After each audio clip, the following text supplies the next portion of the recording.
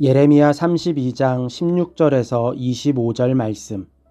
어찌하여 주님께서는. 오늘 본문은 아나돗의 밭을 사라는 하나님의 명령에 대한 예레미야의 질문입니다. 본문을 묵상하면서 하나님께 질문은 이렇게 하는 거구나 라는 생각이 들었습니다. 첫째, 예레미야는 질문 전에 순종했습니다. 나는 네리야의 아들 바룩에게 그 매매 계약서를 넘겨주고 나서 주님께 이렇게 기도드렸다. 이것이 질문을 위한 준비입니다. 하나님께서 요청하신 일을 다 한 후에 하나님께 질문하는 것입니다. 둘째, 예레미야의 질문에는 하나님을 하나님으로 인정하는 마음이 기본 전제로 깔려 있었습니다. 하늘과 땅을 지으신 분이 바로 주님이시니 주님께서는 못하시는 일이 없으십니다. 하나님을 하나님으로 인정하는 마음 안에 담긴 의미는 크게 두 가지입니다. 하나는 하나님께서 마음 먹으시면 무슨 일이든지 가능하다는 것이고, 다른 하나는 하나님께서 행하시는 일은 무슨 일이든지 받아들이겠다는 의미입니다. 예레미야는 지금 이해할 수 없는 요청을 받은 상태입니다. 그렇기에 질문이 생길 수밖에 없습니다. 그런데 이 질문이 하나님과 거래를 하거나 선택의 줄다리기를 하기 위한 질문이 아닙니다. 순수하게 하나님의 마음을 알고자 하는 질문인 것입니다. 셋째, 예레미야의 질문에는 하나님께서 행하신 일에 대한 신뢰가 있습니다. 아무리 잘 지내다가도 상대방에 대한 물음표가 생기는 순간 과거의 행동 역시 다시 한번 생각하게 됩니다. 하나님과의 관계도 마찬가지입니다. 하나님을 신뢰하다가도 어느 순간 물음표가 생기면 그동안 자신이 믿어왔던 하나님에 대해서 다시 생각하게 됩니다. 혹시 하나님과 상관없이 내가 상황을 끼워 맞춰 해석하고 마침 그 해석이 좋은 결과를 가져왔기에 하나님의 뜻이라고 착각한 것은 아닌지 생각하게 됩니다. 지금 예레미야의 상황은 그동안의 일들을 다시 생각하기에 충분한 상황입니다. 두 번의 포로기로 이미 말씀하신 재앙이 다 끝난 것은 아닌지 의심해 볼 수 있습니다. 하지만 예레미야는 질문은 생겼지만 하나님께서 그동안 행하신 일에 대해서는 의심하지 않았습니다. 오히려 그동안 하나님께서 행하신 일을 근거로 지금의 상황 역시 얼마든지 신뢰할 준비가 되어 있음을 고백합니다. 넷째, 예레미야의 질문에는 과장됨이 없습니다. 자신의 감정이나 판단을 말하지 않고 현실만 정확하게 말씀드립니다. 이 도성을 점령하려고 쌓은 토둔들을 보십시오. 이 도성은 전쟁과 기근과 연병을 보았습니다. 바빌로니아 군대가 이 도성으로 쳐들어와서 이 도성을 점령하였습니다. 주님께서는 이루어진 이 일을 친히 보고 계십니다. 이 상황이 자신을 괴롭게 한다든지 아니면 오히려 이러한 상황에도 미래의 희망을 놓지 않겠다든지 자신의 해석이나 판단을 바탕으로 질문하지 않습니다.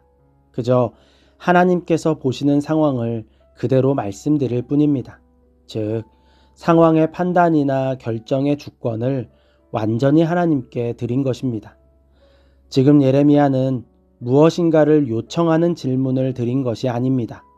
마음속에 자신의 숨은 의도를 가지고 하나님께 질문한 것이 아니라는 의미입니다. 예레미야가 원하는 것은 하나님의 마음입니다. 예레미야는 먼저 순종하고 하나님을 하나님으로 인정하는 마음으로 하나님께서 행하신 일을 신뢰함으로 조금의 숨은 의도도 없이 하나님께 질문했습니다. 예레미야의 질문을 보면서 우리가 하나님께 드리는 기도와 질문은 어떠한지 생각해 보았습니다. 하나님의 말씀에 물음표가 생겼을 때 먼저 순종했는가? 그렇지 않은 것 같습니다. 오히려 이 말씀이 나의 상황과는 맞지 않는 말씀이라고 생각하며 지나갔던 것 같습니다. 때로는 확실하지 않은 순종이 오히려 하나님보다 앞선 마음이라는 생각으로 순종을 유보했던 것 같습니다. 하나님 앞으로 나아가는 마음이 하나님을 하나님으로 인정하는 마음, 하나님을 하나님으로 대접해드리는 마음으로 나아갔는가? 그렇지 않은 것 같습니다. 말씀에 물음표가 생겼을 때 하나님을 경쟁자 혹은 마치 우리에게 무언가를 입증해야 하는 증인처럼 생각했던 것 같습니다. 혹은 무언가 잘못한 상담원을 추궁하듯이 물었던 적도 있었습니다. 하나님께서 행하신 일을 신뢰함으로 질문했는가? 오히려 지난번 그 말씀도 사실은 다 믿어지지 않았다며 마치 진실 게임을 하듯 하나님께 물었던 것 같습니다. 조금의 숨은 의도도 없이 질문했는가? 숨은 의도가 가득했습니다. 그래서 질문 자체도 하나님께서 나의 의도대로 움직일 수밖에 없는 외통수 질문을 찾고자 애썼던 것 같습니다. 말씀을 묵상하면서 질문을 잘 해야겠다는 생각이 들었습니다. 질문하기 전에 먼저 우리의 마음을 돌아봐야겠다는 생각도 들었습니다. 그런데 이런 묵상을 하다가 문득 질문이 어렵다는 생각이 들었습니다. 이렇게 어렵게 질문할 거면 차라리 그냥 질문하지 않는 것이 좋겠다는 생각도 들었습니다. 이 생각에 대해서 곱씹어 묵상했습니다. 이 생각은 하나님께서 주신 마음이 아니었습니다. 이 마음은 사단이 주는 속임이었습니다. 사단은 우리가 하나님께 질문하며 하나님과 교제하는 것을 견디지 못합니다. 반면에 하나님은 우리의 마음이 준비가 되어 있지 않더라도 질문을 멈추기보다는 오히려 하나님께 질문을 들고 나아오기를 원하십니다. 우리의 마음에 문제가 많다는 것은 누구보다 하나님께서 더 잘 아시기 때문입니다. 우리는 일상에서 얼마나 많은 질문을 가지고 하나님 앞으로 나아갑니까? 많은 경우 질문을 회피하거나 자신이 이해하는 선에서 해석하고 넘기는 경우가 많습니다. 해석이 잘 될수록 위험합니다. 하나님께서 원하시는 것은 정확한 해석이 아니라 하나님께 질문을 가지고 나아오는 것입니다. 똑똑한 자녀보다 친밀한 자녀를 더 원하시기 때문입니다. 오늘도 많은 질문이 생깁니다. 그분은 왜 아플까? 왜 다쳤을까? 왜 문제가 해결되지 않을까? 수많은 질문이 제 안에서 그냥 소멸하는 것을 경험합니다. 문제입니다. 하나님께로 나아가는 훈련이 더 필요합니다.